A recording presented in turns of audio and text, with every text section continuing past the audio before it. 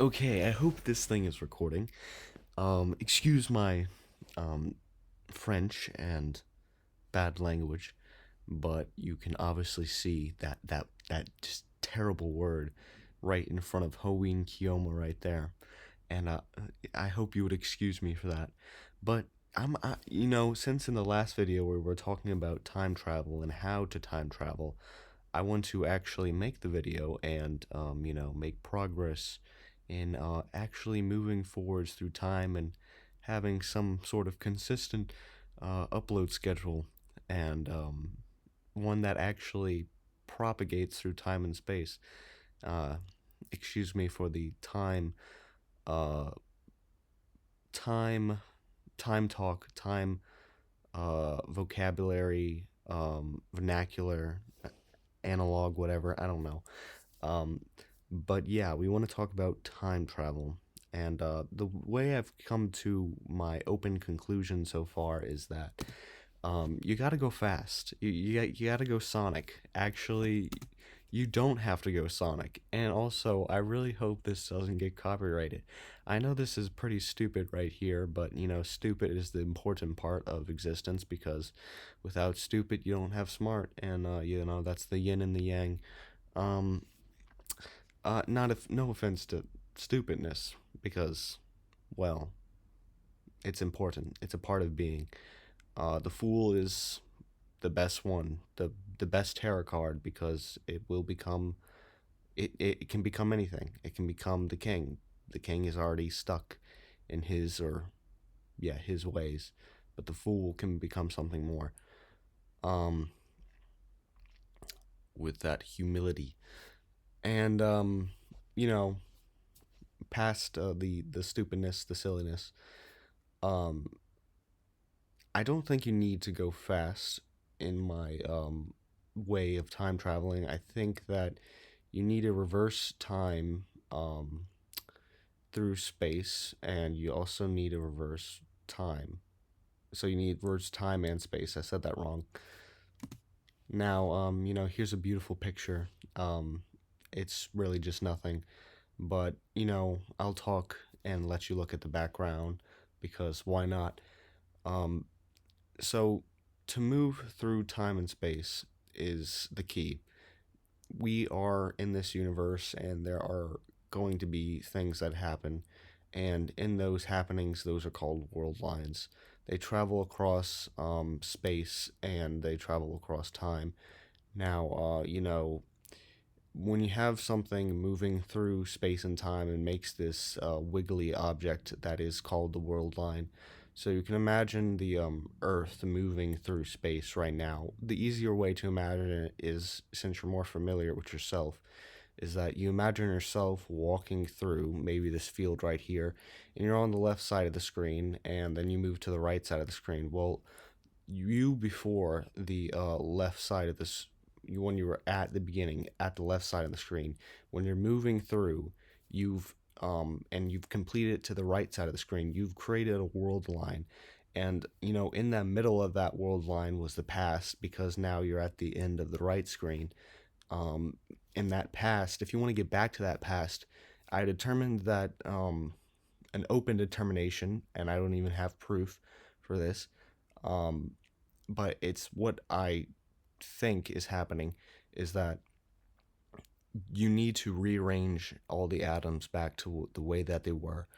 Um, that will suffice for spatial time travel, but to actually go back in time, I think you need a force that propagates a long time. So you know how regular forces, like when you push something, you're exerting a force on it. Well, like, I don't see how pushing something or gravity or like light speed exerts a force on time. They say time and space is like one and the same, but I don't see how that works. Um, but they say that's how it works, but I'm not comprehending it so far. I need to do some further research on that.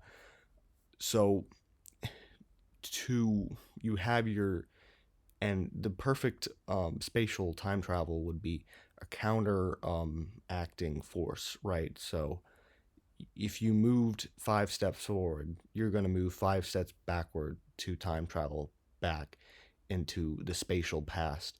And you have to do that for everything. You have to do that for the earth, and you have to do that for the biology within your system, or else you're just going to still be moving forwards through this time, and you're going to still age and stuff like that. You need to have forces that go backwards in time. Now, here's where the temporal part comes in, the actual time travel. I want to propose that there's a force that actually is responsible for uh, moving things back through time, because it's either the case that time does exist or it doesn't exist. And I want to move to the next little thing so that I can make more sense of this. Now, you see, time is along this axis. If you can read English, um, if you're any if any other people that don't read English uh, are not listening or listening to this, then well, I don't know your language, so I can't translate it to you. But if you do read English, which is a majority of the population, you see time is moving through this direction, upwards and downwards. And the thing about that is that when you have something like that, you're gonna need this new force. It's not enough to move something through a spatial dimension. You need to move something along um, a dimension of time, and I'm proposing some sort of force that moves things through time rather than the forwards motion of time. Because you can always walk backwards, but you're gonna still be moving forwards through time. Like, if it takes you 5 steps to walk forward and then you walk backwards 5 steps, well, you've moved across a distance of 5 steps, but in total, if it took you a second to watch each step, the total time you spent was still moving forward 10 seconds in the future. You're not going back into the future. Now, if you could actually have maybe sort of bend in time itself, where it causes things to fall backwards in time, just how Earth bends space with such a large mass that it causes us to like fall into the Earth's center. If you could do that with time, and you could have things like this temporal aura about things. How you have a space object takes up space, but if you have things take up time, time as like, imagine you, but you also have a signature of you that is time, and then if you could have a force that affected it, and that force would pull you backwards in time, then maybe you could have some sort of time travel. But the problem with this is that this is just a theoretical proposed force, and I don't even see how this would work. But it's the only way to achieve something like true time travel. Um, but we have to think about that force, if it's even possible. All we know right now is that we're very limited in our capabilities of moving backwards to the past, and that's a problem. Um, and yeah, this is a lot of a rant, but I'll keep ranting on because why not rant?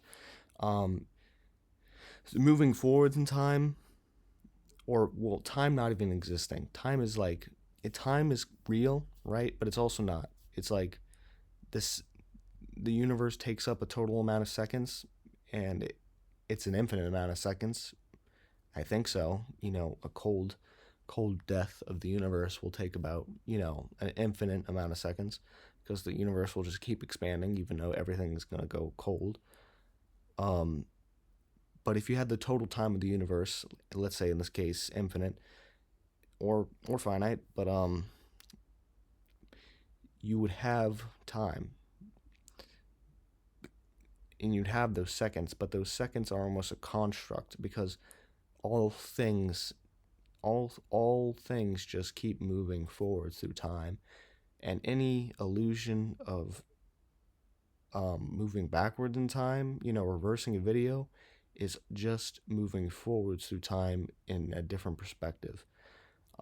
Because when you reverse it, you're still, the electrons in your computer and the photons are still moving in a forwards direction. You never actually got them to move backwards through time. Yeah. So it's this ethereal thing, time is. Um, but it's also real because we use seconds and it's very useful.